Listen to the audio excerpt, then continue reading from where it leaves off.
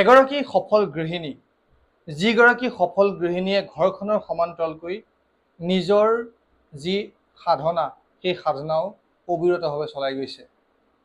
কলা সংস্কৃতি এক প্ৰকাৰে নীৰৱে চলাই গৈছে এক যাত্ৰা। সেইগৰাকী শিল্পীৰ লগত আমি কথা পতাৰ প্ৰয়াস কৰিম। বটদ্ৰৱাৰ বোৱাৰী এইগৰাকী শিল্পীৰ লগত কথা পতাৰ প্ৰাক মুহূৰ্তত আমি আপোনালোকলৈ আগবঢ়াইছোঁ কিছু গীতৰ ক্ৰিয়দাংশ।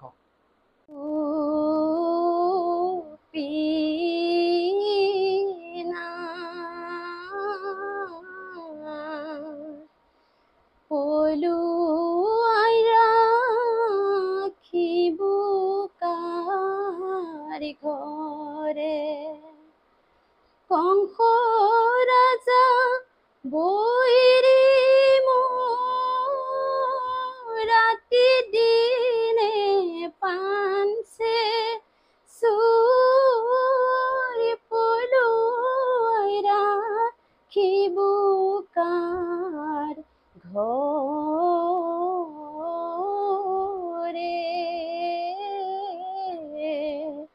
পলুয়াইরা খিবুকার ঘর নারায়ণ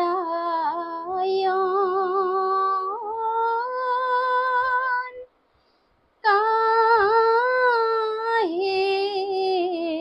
ভকতি করু তেরা মেরি পা মোরু মন মাধব ঘনে ঘন ঘাটু কপাপনা সুরা। কণ্ঠ শুনি নিশ্চয় আপোনালোকেও খন্তেকৰ বাবে হ'লেও আপ্লুত হৈছে, অনুভৱ কৰিব পাৰিছে এইগৰাকী শিল্পীৰ যি প্ৰতিভা এয়া সঁচাকৈ অতুলনীয়। শিল্পীগৰাকী হৈছে বীণা শইকীয়া বৰুৱা। আমি আপোনাক অনুষ্ঠানলৈ স্বাগত জনাইছোঁ। ধন্যবাদ। কেতিয়াৰ পৰা সাধনাত জড়িত আপুনি? কেতিয়াৰ পৰা মানে ক্লাছ 6ৰ পৰাই মই সাধনা কৰোঁ, কিন্তু এতিয়া মানে অকণমান বাঢ়ি গৈছেগৈ আৰু। তেতিয়া পঢ়া শুনা হেৰিয়ত থাকোঁতে তাৰমানে অলপ মাৰি আছিল আৰু। শিকিছিল নে ক'ৰবাত? শিকা নাই মই নিজে নিজে। মোৰ দেউতাই গুৰু হিচাপে, দেউতাই গাই থাকে যে এইবোৰ লোকগীত হওক দিহানাম হওক, দেউতাৰ পৰাই শুনি থাকোঁ। সেই তেনেকেই তাৰমানে গীতত মই মগ্ন হৈছিলোঁ। সামাজিক মাধ্যমত আপোনাৰ গীত মাতবোৰ কেতিয়াবা দিয়ে নে? ফেচবুক, ইনষ্টাগ্ৰাম, ৰিলছ আদিত দিয়ে নে? এতিয়ালৈকে দিয়া নাই, ইউটিউবত দিছিলোঁ মাজতে। ৰিলছ বনাই নে? নবনাওঁ। নিশ্চয়কৈ ৰিলছ বনাবলৈ এখেতসকলৰ আহৰি নাই। এফালে ঘৰখন পৰিচৰ্যা কৰাৰ দায়িত্ব আৰু আনফালে নিজৰ কলা সংস্কৃতিৰ প্ৰতি থকা একাগ্ৰতা। আৰু এটি গীত শুনিম অকণমান কলি এটা।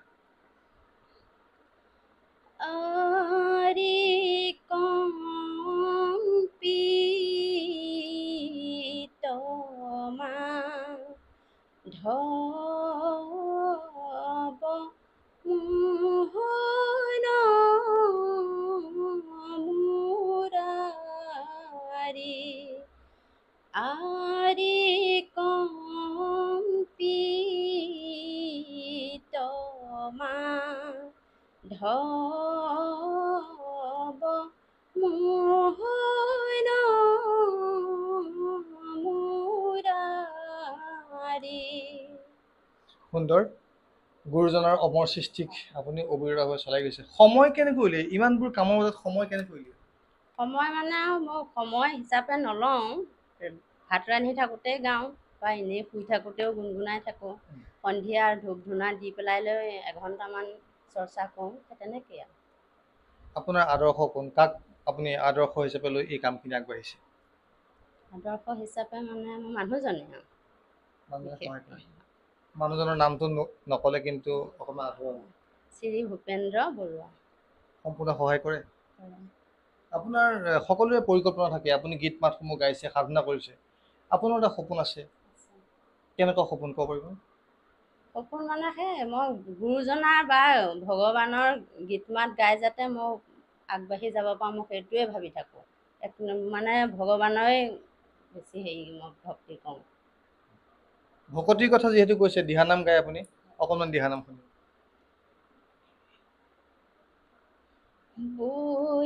বৈকুণ্ঠৰ হৰি নাম কোনেনো আনিলে, হৰি নাম গাবলৈ কোনেনো শিকালে, কোন বাৰু সেইজনা কৰোণা সাগৰ,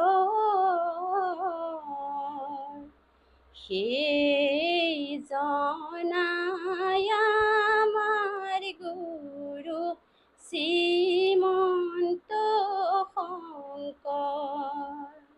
আপোনাৰ মানুহজনেও বাদ্যযন্ত্ৰৰ লগত জড়িত নেকি? আগতে জড়িত আছিলে, এতিয়া নকৰে। চিনাকি তেনেকৈ হৈছিল নেকি? তেনেকৈ চিনাকি হৈছিল নেকি? তেনেকে গীতৰ জৰিয়তে চিনাকি? মই এই দিহানাম এফাকি গাইছিলোঁ হয়। দৌল যাত্ৰাত। হয়। তেতিয়াই মানে শুনি পেলাই লৈ মুগ্ধ হৈছিলে নে নাজানো আৰু, ইমানখিনি এতিয়া নাজানো আৰু, কিন্তু শুনিবলৈ পাওঁ যে মোৰ কণ্ঠত হেৰি পায়হে তেখেতে মানে হেৰি কৰিছিলে। নিশ্চয়কৈ এয়া ভকতিৰ মাজতো আছে এক অমীয়া প্ৰেম, যি প্ৰেমত নাই কোনো ধৰণৰ সেই অসূয়া অপ্ৰীতি নাই, বা মানুহৰ আজিৰ সময়ত যি অপ্ৰিয় সত্য যে আজিৰ সময়ত প্ৰেম বুলি ক'লে অন্য কিছু দিশৰ ইংগিত প্ৰকাশ কৰে, কিন্তু এখেতসকলৰ প্ৰেমত আছিল একাগ্ৰতা, আন্তৰিকতা, গভীৰ আস্থা আৰু বিশ্বাস, যাৰ বাবে সুন্দৰকৈ আজিৰ এই পৰিয়ালটো আগবঢ়াই নিছে। আমি আপোনাৰ পৰা আৰু কিছু কথা জানিব বিচাৰিম। বৰ্তমান সময়ত দেখা পোৱা গৈছে একাংশ গৃহস্থীৰ ক্ষেত্ৰত ঘৰখন কিন্তু বিভিন্ন কাৰণত থান-বান হৈ গৈছে। তাৰ বিপৰীতে আপুনি সাধনা কৰিছে আৰু ঘৰখন সুন্দৰকৈ সজাই পৰাই তুলিছে। এই যে শক্তিটো, যিটো এখন ঘৰ সুন্দৰকৈ সজাই পৰাই তোলা, এই শক্তিটো আপোনালোকে কেনেকৈ পায়? সেইটো শক্তি চাগে ভগৱানেই দিছে। বহুতো ঘাত প্ৰতিঘাত পাইছোঁ, তাৰপিছত ভগৱানকে মই আৰাধনা কৰি থাকোঁ আৰু, ক'বও নাপায় বাৰু মনৰ কথাটো, সেই ভগৱানে সেইখিনি চাগে সহায় কৰিছে। মনত সাহস থাকিলে সকলো সম্ভৱ। কিন্তু যিসকলৰ ঘৰ আজিৰ সময়ত আপুনি দেখিছে বিভিন্ন সংবাদ মাধ্যমত বহুতো ঘৰ সংসাৰ ইতিমধ্যে নষ্ট হৈ গৈছে বিভিন্ন কাৰণত, সেইসকলৰ প্ৰতি আপোনাৰ পৰামৰ্শ কি থাকিব? কেনেকৈ ঘৰখন চলাব? মেইন বস্তুটো হৈছে মাইকী মানুহজনীয়ে ঘৰখনৰ মূল বস্তু। তেওঁৱে যদি ধৈৰ্যশীলতা নহয়, তেনেকুৱা সংসাৰ টিকি থাকিব নোৱাৰে। মেইন মাইকী মানুহজনীয়ে যেতিয়া গৃহস্থী ঘৰখন ধৰিবও লাগিব, ভাঙিবও লাগিব, মাইকী মানুহে কৰে গোটেইখিনি। সেইটো যদি মাইকী মানুহজনীৰ গাত সেইটো গুণ নাথাকে, সেইখন সংসাৰ নাথাকে। শেহতীয়াকৈ দেখিছোঁ যে ৰাভা সংগীত আপুনি পৰিৱেশন কৰিছে। যদিও আপুনি দিহানাম, বৰগীত আদি গাই ৰাভা সংগীত পৰিৱেশন কৰাৰ বিষয়টো আছে, অকণমান ৰাভা সংগীত শুনাৰ পৰা সুবিধা আছে নেকি? অকণমান খুলি লগন উকলি গ'ল,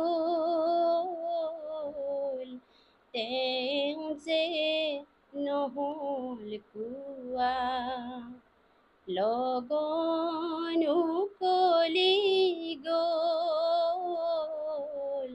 তেওঁ যে নহ'ল কোৱা, মনৰ কথাটি মোৰ হিয়াত গুপুতে থোৱা, মনৰ কথাটি মোৰ হিয়াত গুপুতে থোৱা, লগন উকলি গ'ল, তেওঁ যে কোৱা। নিশ্চয়কৈ আন কিছু কথা পাতিম। আজিৰ সময়ত দেখা পোৱা গৈছে একাংশ লোক বঁটা বাহনৰ পাছে পাছে ঘূৰে। আপুনি কেতিয়াবা বঁটা বাহন পাইছে নেকি? নাই নাই নহয়, বঁটা পাইছোঁ, কিন্তু বঁটা যে পাবই লাগিব সেইবুলি মই প্ৰগ্ৰাম নকৰোঁ। মই নিজৰ প্ৰতিভাখন দেখুৱাবৰ কাৰণেহে মই প্ৰগ্ৰাম কৰোঁ। মই বঁটাৰ হেৰিয়ত আশাত মই নাযাওঁ, সেইটো মই স্পষ্ট কথা কৈছোঁ। কিছু কথা বুজিবলৈ অসুবিধা হৈছে। আপোনাৰ মুখত সুন্দৰ এটা হাঁহি, যিটো হাঁহি দেখিলে সকলোৱে উৎসাহ পাব, কিন্তু চকুৱে কিছু কথা কৈছে, অলপ যেন চলচলীয়া হৈ আছে। এই দুটা মানে কিছু মুহূৰ্তৰ কাৰণে মই দুমোজাত পৰিছোঁ। আপুনি হাঁহিছে নে দুখ কৰিছে মই ধৰিব পৰা নাই। কিয় এই অভিনয় কৰে নেকি আপুনি? অভিনয় কৰে নেকি? অভিনয় নকৰোঁ, হাঁহি উঠিব এতিয়া। অভিনয় নকৰোঁ। মই অলপমান মানে বিভূতিত পৰিছোঁ। আপুনি দুখ কৰিছে নে আনন্দ কৰিছে মই ঠিক ধৰিব পৰা নাই। অকস্মাততে তাৰমানে আহিছে যে, হয়, সেইকাৰণে মানে মই প্ৰিপেয়াৰ হৈ থকা নাছিলোঁ। আৰু এনেকৈ এইটো সঁচা কথা। হয়, সেইকাৰণে তাৰমানে অকণমান কিজানি কম ভুল হ'ব, সেইটো হেৰিয়তহে মই তেনেকৈ আছোঁ। যদি আগৰ পৰা যদি প্ৰেক্টিচ হৈ থাকিলেহেঁতেন তেতিয়া ক'বই নালাগে আৰু। পৰিয়াল কিমান বাইদেউ? পৰিয়াল মানে ল'ৰা দুটা, মোৰ মানুহজন আৰু মোৰ দেও এজন আছে, আৰু এনেই 5 জন। আপোনাৰ এনেই অৰিজিন ঘৰ? অৰিজিনেল ঘৰ মোৰ ধেমাজি ডিষ্ট্ৰিক্ট, গোগামুখত। মোৰ ঘৰত মানে পৰিয়াল বহুত, দাদা 5 জন, এতিয়া বৌ 5 জনী, দেউতা মা আজি 2 বছৰ, আৰু দেউতা ঢুকুৱা হৈছে 4 বছৰ, মা ঢুকুৱা হৈছে 2 বছৰ পালাওঁ। দুটা বেলেগ পৰিৱেশ, দুটা পৃথক পৰিৱেশ, সেই ঘৰখন আৰু এই ঘৰখন। আপোনাৰ সৌভাগ্যক্ৰমে আমি বটদ্ৰৱাৰ আপুনি বোৱাৰী হিচাপে আহিছে, আৰু গুৰুজনাৰ সৃষ্টিৰাজিৰ লগত আপুনি জড়িত। প্ৰথম যেতিয়া মই ইয়াত আহিছিলোঁ বৰদোৱাত, তেতিয়া বৰদোৱাত মানে মই লাষ্ট টাইম যাবলৈ ঘৰলৈ টাইম হৈছে আৰু, তেতিয়া একে মানে মেইন মণিকূটত সেৱা জনাইছোঁ যে ভগৱান আপোনাক মই কিতাপত পাইছিলোঁ আপোনাৰ হেৰিখিনি, কিন্তু এতিয়া একো চাবলৈই নাপালোঁ আপোনাৰ গোটেইখিনি গুণানী হেৰি। এতিয়াতো যাব হ'লেই, মোক যদি ইয়াতে যদি আপুনি ৰাখিলেহেঁতেন, আপোনাৰ চৰণতেই মই থাকিলোঁ হয়। আশা আছিলে, খুব আশা আছিলে। জন্মৰ পৰা ফাৰ্ষ্ট ইয়াত আহিছোঁ আৰু ইয়াতেই মই ৰখি গৈছোঁ। আশা পূৰণ হৈ গ'ল? ভাবিছিল নে এখেতক পাম বুলি? নাই, সেইবিলাক একো ভবা নাই। মই খালি ভগৱানত তাৰমানে তেওঁক পুজি থাকিবলৈ পাওঁ। এতিয়াও ভাবোঁ যে মই মৃত্যুৰ পিছতো মোক যে যাতে আপোনাৰ ওচৰতেই মকৰা হৈ বা কিবা হৈ মোক ৰাখিব। প্ৰত্যেকৰে সপোনৰ এজন কোঁৱৰ থাকে। আপুনি ইতিমধ্যে গীততো কৈছে যে সপোনৰ এজন কোঁৱৰ থাকে। আপোনাৰ যেন সপোনৰ কোঁৱৰ আপুনি যিগৰাকী ভাবিছিল তেখেতে হয়নে বাৰু? জানো কেনেকৈ ক'ম আৰু, পিছত তেখেতকে ভাবিছিলোঁ আৰু, যেতিয়া ৰাখিলে, ৰখাৰ পিছত আৰু ভাবিছোঁ বোলো তেখেতকে মোক দিয়ক আৰু, তেতিয়া থাকিব পাৰিম ইয়াত, সেইটোৱে আৰু। নিশ্চয়কৈ বটদ্ৰৱাৰ বহু কথা আমি যদিও ব্যংগাত্মকভাৱে কথা পাতিছোঁ, এইবাবেই মই প্ৰথমে কৈছোঁ কিছু সময়ৰ কাৰণে মই বিভূতিত পৰিছিলোঁ।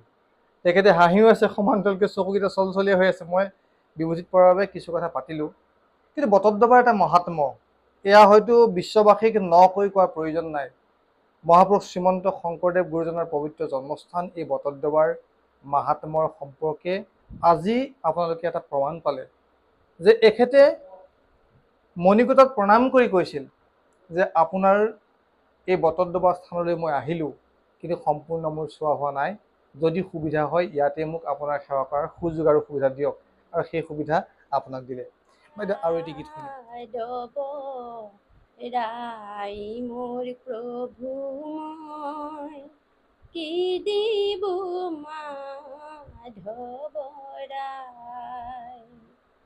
ব্ৰহ্মাণ্ডৰ ভিতৰে যত বস্তু আছে, ব্ৰহ্মাণ্ডৰ ভিতৰে যত বস্তু আছে, সমস্ত তোমাতে পাই মোৰ প্ৰভু মই কি দিব যাদৱৰাই। ই হৰি হিৰণ্যকশিপু গুৰুৰ মূৰ পিতৃ হৈলা বৈৰী তোমাৰ নাম মুখে শুনি তোমাৰ নাম মুখে শুনি মাৰে মোক ধৰি হৰি ঐ মাৰে মোক ধৰি অত দুখ দেখি প্ৰভু কিয় আছা গুণী প্ৰভু কিয় আছা গুণী কি দিব যাদৱ ৰাই মোৰ প্ৰভু মই কি দিব মাধৱ ৰাই শুনিলে শুনিবলৈ মন গৈয়ে থাকিব, কিন্তু সময় আমাৰ হাতত কম। তেখেতেও আমি হঠাতে আহি ওলাইছিলোঁ খবৰ নিদিয়াকৈ, আৰু হঠাতে আমি এই অনুষ্ঠানটো কৰিছোঁ। কিন্তু এটা কথা ক'ব লাগিব, সামাজিক মাধ্যমৰ সেই কুপ্ৰভাৱবোৰে আঁচোৰ পেলাব নোৱাৰা এগৰাকী সফল গৃহিণী। সাজ পোছাকেই কওক, কণ্ঠৰ কথাই কওক, নাইবা ঘৰখনৰ এই পৰিৱেশৰ কথাই কওক, এক সুন্দৰ পৰিৱেশ, এক নিজক অসমীয়া অনুভৱ হোৱা এটা পৰিৱেশৰ মাজত থকা এগৰাকী গৃহিণী। বাইদেউ, আপুনি বোৱা কটাও কৰে নেকি? নিজে বোৱা নেকি? নিজে বোৱাই, গামোচা চাদৰ মেখেলা চব নিজে বোৱা। মোক তাৰমানে 12 মাহত শাল থাকিবই। এতিয়া এয়া গৰমৰ কাৰণে থৈ দিছোঁ আৰু উঘাই থোৱাই আছে, সেয়া আকৌ আহিন কাতিমহীয়াৰ পৰা ষ্টাৰ্ট দিম আৰু। মোৰ এগৰাকী বন্ধু জগন্নাথ কলিতা, তেওঁ মোক কৈছিলে যে আপুনি বৰ সুন্দৰকৈ শিকায় বুলি কৈছে। আপুনি শিকায় নেকি? শিকাওঁ। ঘৰতে শিকায় নে? ঘৰতে নিশিকাওঁ, এনেই মাতে যে মানুহে, তেতিয়া গৈ অলপ চাই কৰি দিওঁ আৰু। আপুনি মানে ব্যৱসায়িক ভিত্তিত শিকায় নে সেৱামূলকভাৱে? নাই, ব্যৱসায় ভিত্তিটো নহয়, সেৱাহে কৰোঁ। মই ব্যৱসায় মানে আজিলৈকে কৰাও নাই, নকৰোঁ ভৱিষ্যতলৈ। যদি কোনো আগ্ৰহী যুৱক যুৱতী বা কণমানিয়ে আপোনাৰ পৰা শিকিব বিচাৰে, আপুনি শিকাবনে? শিকাম। আপোনাক কেনেকৈ যোগাযোগ কৰিব? তেনেকৈ মানে মোবাইলৰ নম্বৰ বা এনেও বৰদোৱা অঞ্চলত চিনি পায়েই সকলোৱে। শিকিম বুলি ক'লে মই শিকাব পাৰিম। নিশ্চয়কৈ কৈ থাকিলেও শেষ নহ'ব, গাই থাকিলেও শেষ নহ'ব, শুনিও আপুনি শেষ কৰিব নোৱাৰিব, ইমানেই সুন্দৰ কণ্ঠৰ অধিকাৰী। কিন্তু সময় যিহেতু কমি আহিছে, পুনৰবাৰ তেখেতক শ্ৰদ্ধা জ্ঞাপন কৰিছোঁ। এগৰাকী সঁচা অসমীয়া বোৱাৰী, যিগৰাকী বোৱাৰী একাধাৰে শিপিনী, একাধাৰে গৃহিণী, একাধাৰে লোক কলা সংস্কৃতিৰ সাধনা কৰা, নীৰৱে সাধনা কৰা নীৰৱ সাধক। আৰু এইখিনিতে সুযোগতে আমি শুভেচ্ছা জ্ঞাপন কৰিব লাগিব সেইগৰাকী সফল স্বামীক, যিগৰাকীয়ে এনে এগৰাকী পত্নী লাভ কৰিছে। আৰু তেখেতকো কৃতজ্ঞতা জ্ঞাপন কৰিছোঁ, কিয়নো তেখেতেও নেপথ্যত থাকি এখেতক সকলোখিনি আগুৱাই লৈ গৈছে। সদৌ শেষত আৰু এটি গীত শুনি অনুষ্ঠানৰ পৰা বিদায় ল'ব বিচাৰিম। জয় গুৰু শংকৰ কৃষ্ণৰ কিংকৰ গুৰু ৰূপে জনম লভিলাই। জয় গুৰু শংকৰ কৃষ্ণৰ কিংকৰ গুৰু ৰূপে জনম লভিলাই। সিঁচাৰিলা ভক্তি ৰত্ন বোৱাইলা ভাগৱত অল্পমতে লোকক তাৰিলাই। জয় গুৰু শংকৰ কৃষ্ণৰ কিংকৰ গুৰু ৰূপে জনম লভিলাই।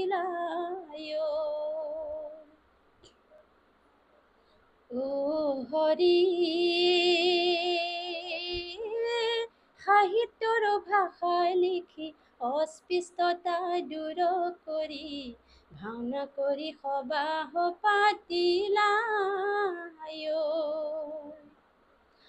বৰদোৱা নৌকা সাজি বোৱাইলা ভাৰত ভূমি বৰগীতে ব্ৰহ্মাণ্ড দিলাই।